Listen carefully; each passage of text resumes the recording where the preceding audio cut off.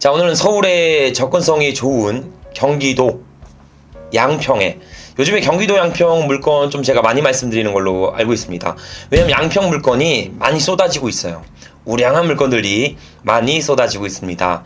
그래서 신축급 타운하우스가 이번에도 경매로 진행 중에 있습니다. 우선 높아진 서울 집값으로 인해 비교적 서울과의 접근성이 좋은 경기도 양평에 주거 및 세컨하우스를 찾는 수요층은 나날이 증가되고 있는 추세이죠. 그 외에 양평 고속도로 호재와 각종 택지지구 개발 등으로 인해 양평의 땅값은 나날이 올라가고 있습니다. 자, 이런 가치가 높은 지역에 건축된 지 불과 2년밖에 안 된 신축급 타운하우스가 현재 경매로 진행 중에 있습니다. 자, 해당 타운하우스는 나만의 작은 마당과 총 2층으로 구성된 전원주택으로서 실거주 및 임대 구성 등을 충분히 만족시킬 수 있습니다. 자, 그럼 상상해보세요.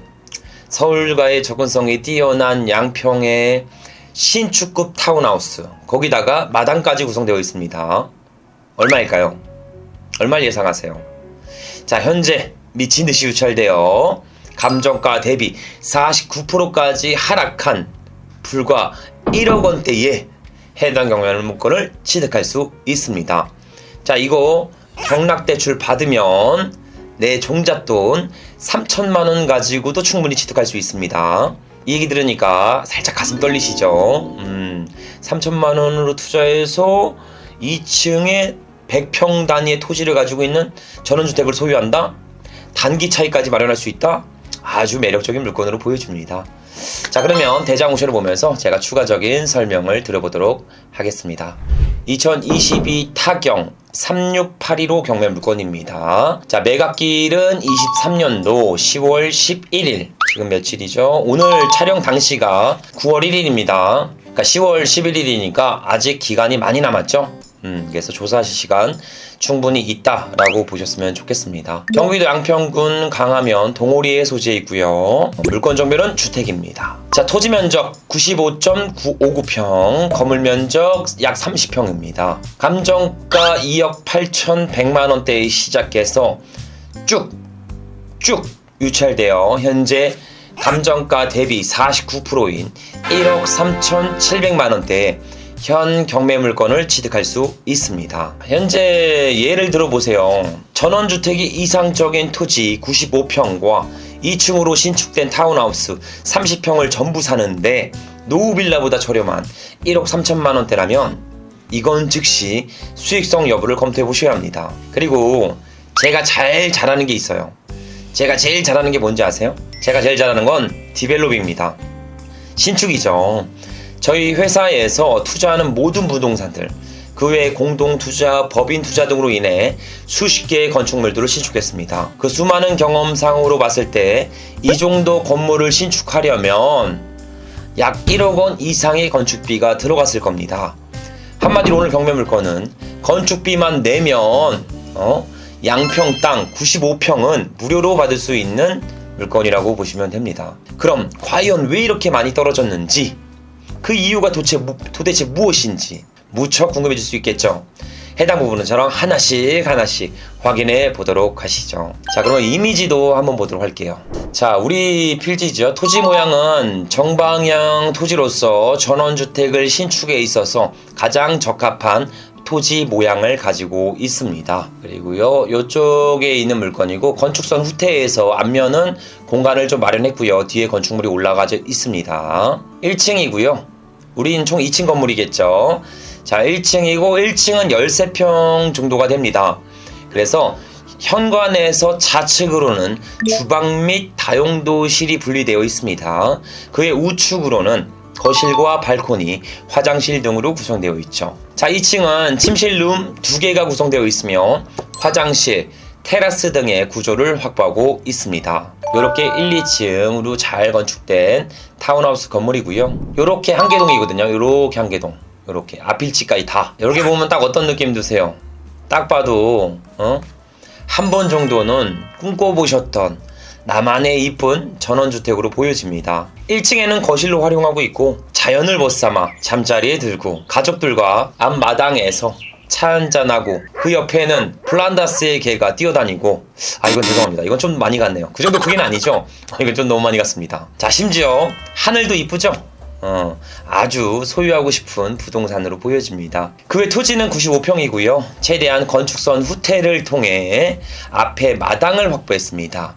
그리고 남은 옆면 토지에는 잔디마당, 주차장까지 전부 확보하였죠. 딱 이상적인 고급 타운하우스 전원주택의 모습을 가지고 있습니다. 자, 요건 앞마당이고요. 작은 텃밭 활용이나 아니면 비가림대, 즉 차양이라고 부르죠. 그런 것들을 설치해서 테라스 같은 시설을 구성해서 차 한잔 드시거나 책을 간단하게 읽는다거나 이런 등에 활용할 수 있는 앞마당으로 보여집니다. 그 외 배수시설까지 전부 다 구성되어 있네요. 자, 요거는 현 건물 물건을 좀 더 확대한 이미지입니다. 1층 창문 앞에 작은 요렇게 목재 데크가 설치되어 있습니다. 그래서 여기도 가볍게 차 한 잔 정도 할 수 있는 공간이 확보되어 있죠. 여기 보시면 요거 LPG통이네요. 그죠? 현 경매 물건은 도시가스가 아닌 LPG를 쓰고 있는 걸로 보여집니다. 자, 일전 영상에서도 말씀드린 바와 같이 장기간 안에 사용이 아니라면 오히려 도시가스보단 LPG가 저렴할 수 있습니다.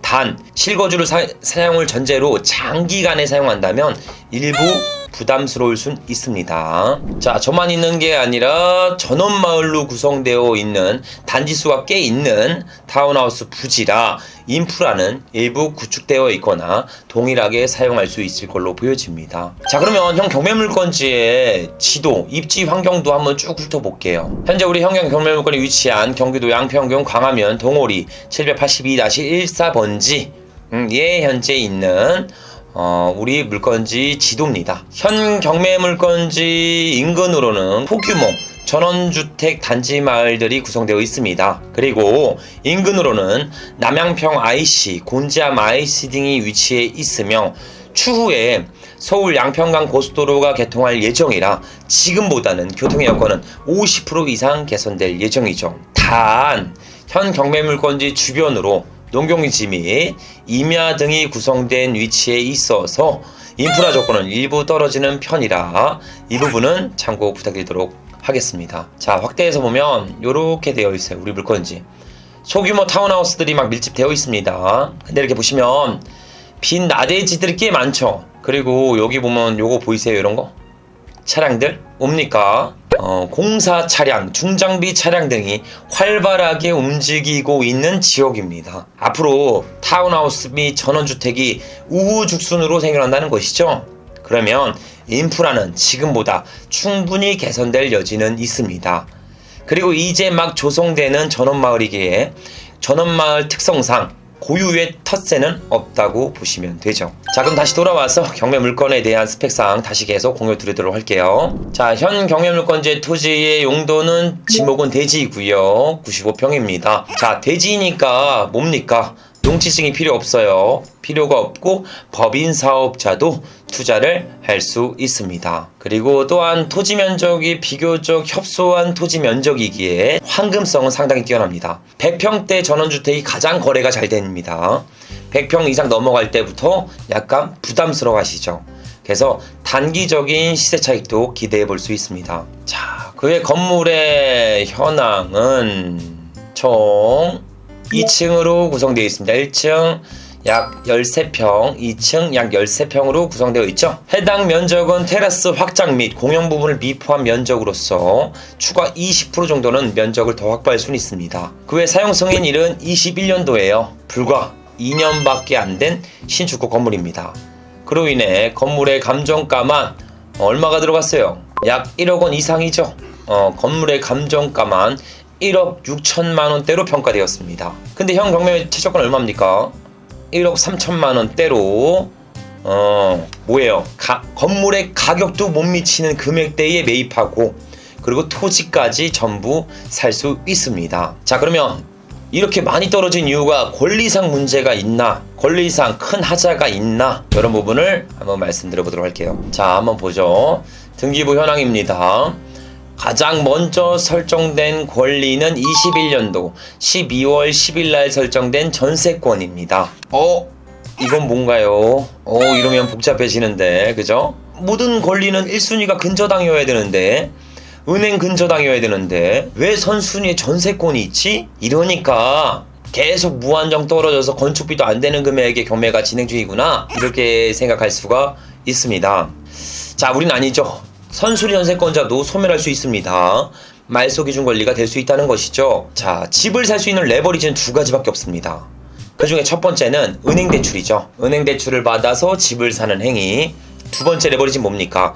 은행 대출이 아닌 임차인의 보증금을 가지고 집을 사는 행위. 자, 오늘 경매 물건은 은행 대출을 활용한 것이 아닌 임차인의 보증금만 가지고 레버리지를 활용한 케이스라고 보시면 됩니다. 자, 제 영상을 자주 보셨다면 선순위 전세권자가 말소 기준 권리가 되는지 혹은 낙찰자가 인수하게 되는지를 알 수 있습니다. 자, 그 조건은 선순위 전세권자가 두 가지의 권리를 전부 충족하고 있어야 합니다. 그중 첫 번째 조건은 현 주택 전체를 전세권을 설정을 진행해야 합니다. 즉 일부만 전세권을 설정을 진행했다면 말소 기준 권리가 적용되지 않죠. 그리고 두 번째 조건은 해당 전세권자가 배당 요구 혹은 경매 신청권자로서 배당받을 권리를 충족해야 합니다. 이 두 가지 권리를 전부 진행한다면 해당 선순위 전세권자는 말소 기준 권리가 적용되어 낙찰자는 인수되는 보증금은 없습니다. 자, 그럼 말소 기준 권리가 적용되는지 안 되는지 확인해 보도록 하시죠. 첫 번째, 전세권자. 해당 전세권자가 해당 건물에 있어서 전부 전세권자로 설정되어 있어야 합니다. 그 확인은 해당 전세권자가 이외에 다른 임차인이 전입 및 임대차 계약이 진행되었다면 혹은 해당 전세권자만 전입되어 있다면 이 두 가지를 확인해 보시면 돼요. 그러니까 해당 전세권자만 말고 다른 임차인이 전입되어 있다면 이 전세권자는 해당 물건의 전체 전세권자가 아니겠죠? 일부만 해당될 수 있잖아. 하지만 임차인이 없고 해당 전세권자만 임차인으로 등재되어 있다면 현 경매 물건의 전체적인 전세권자로서 해당 말소 기준 권리에 일부 적용될 수 있습니다. 자, 한번 볼게요. 임차인 현황 보니까 전세권자와 성이 똑같은 정대 모씨죠? 이거 대장 옥션 들어가시면 다 볼 수 있는데요.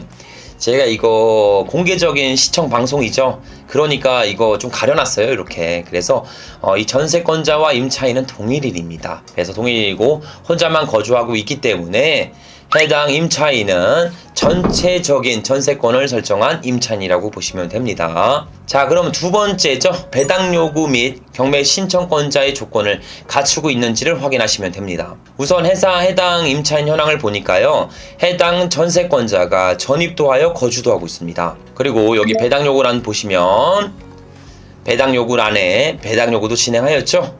그리고 점유를 이전하기 위해 보시면 여기 임차권 설정도 해당 전세권자가 진행해 놨습니다. 그러면 자동 배당됩니다. 그리고 해당 전세권자가 경매 신청까지 했어요.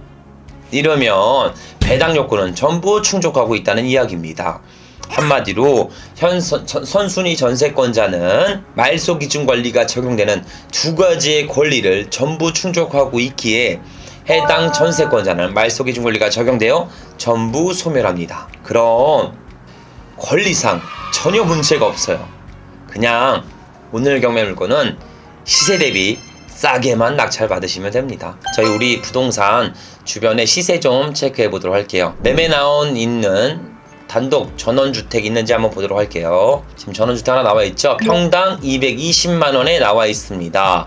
사용 승인일은 2022년도죠. 우리보다 준공된 지는 좀 더 됐습니다. 또 하나 나와 있는 것도 볼게요. 여기는 평당 324만원 200평대죠. 그러면 우리는 알 수 있습니다. 주변에 신축급 준신축급 타운하우스의 매매가는 일반 매매가는 평당 200에서 300만원 사이로 측정됐구나.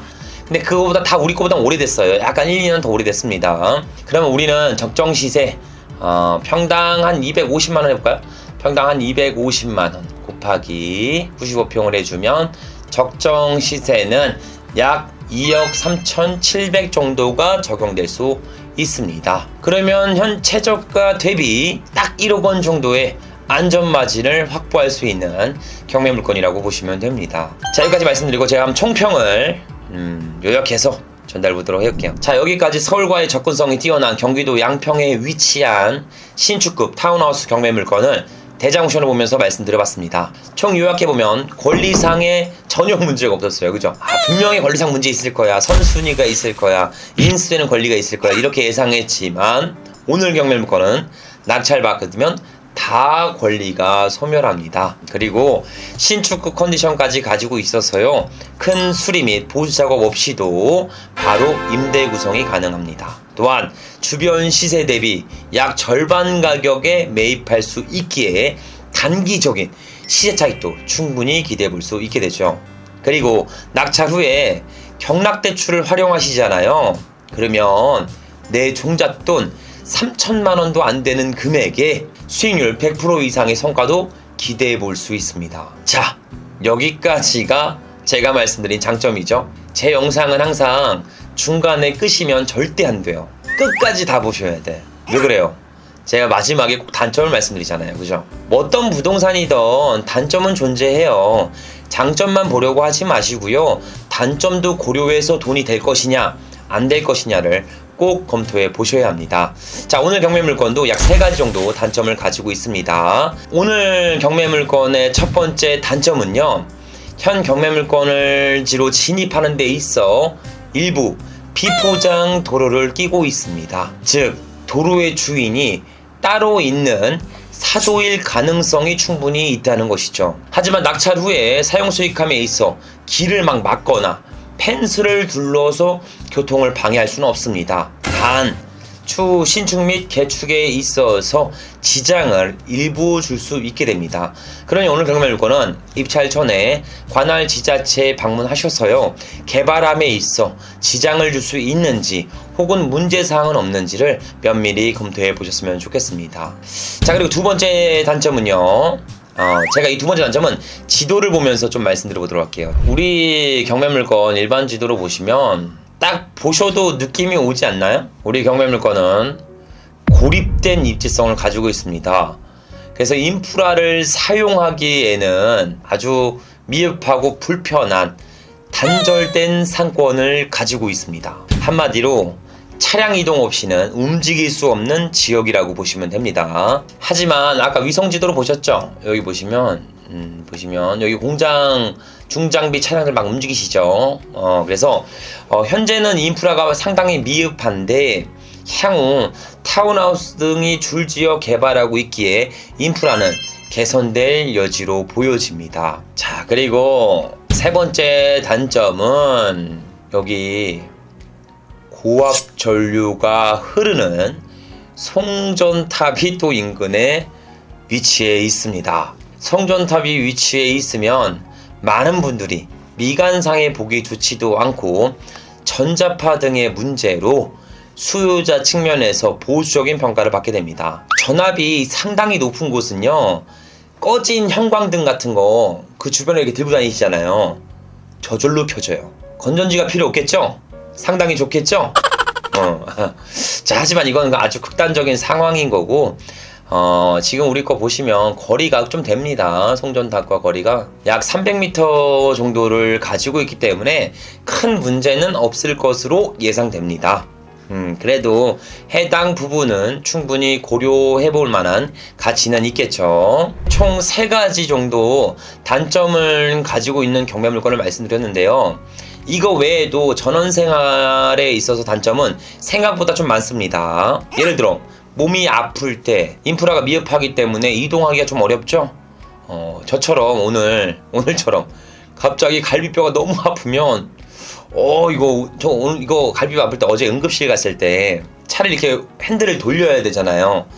핸들을 돌리는데 이게 너무 아파 죽는 줄 알았어. 응급실에서 저 발렛 파킹 해달라고 했어요. 미안하지만 너무 아프다고 발렛 파킹 이렇게 걸어 다녔어. 하여튼 이렇게 전원주택 생활을 하다 보면 인프라가 미흡하기 때문에 몸이 아플 때 상당히 괴롭겠죠. 또한 너무 고립된 상권이라 외로울 수도 있습니다. 사람은 외로움의 동물이에요. 그죠? 외로울 수도 있고요. 밤에는 또 무섭죠. 귀신 무섭잖아. 귀신 나올 것 같아. 그죠? 또 무섭죠. 그리고 각종 벌레들과도 싸워서 이기셔야 합니다. 그 외에 잡초 제거, 추위, 극심한 더위 등을 고려해야 될 문제가 한두 군데가 아니죠. 반대로 따지면 좋은 것도 있습니다. 아주 조용하죠. 공기 좋죠. 눈치 안 봐도 되죠. 무공해 채소 먹죠.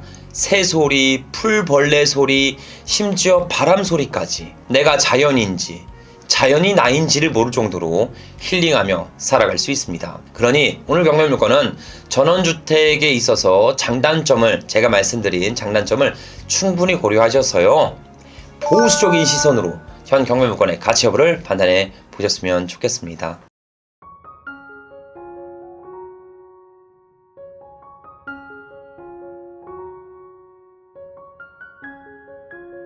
제가 오늘 이 라이브 방송을 완주할 수 있을까? 끝까지 할 수 있을까? 이런 생각을 했었는데 잘 완주했습니다.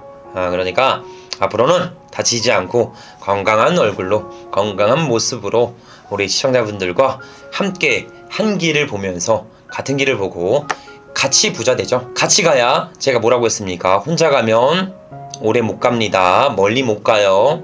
대신 같이 가면 멀리 오래 갈 수 있습니다. 그러니까 우리 시청자분들과 같이 제가 손 딱 잡고 멀리 가보도록 하겠습니다. 파이팅해서 경제적 자유를 같이 만들어 가보도록 하시죠. 오늘 라이브 방송도 수고하셨습니다. 수고하셨습니다.